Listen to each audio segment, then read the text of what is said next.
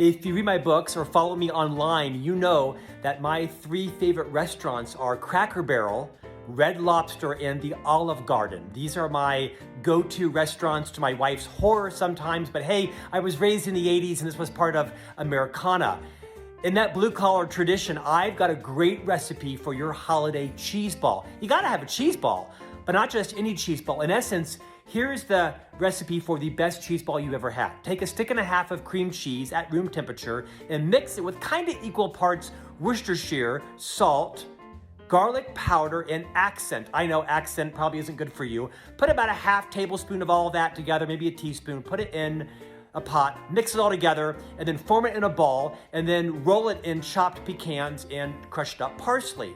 But the secret ingredient are things that you can rarely find, and that is these 2 jars of Kraft cheeses, Old English and Roka Blue. They only kind of come out in the holiday season, but you put 1 jar of Old English and 1 jar of Roka Blue. You combine it with a stick and a half of cream cheese, accent, Worcestershire, salt, and what did I say?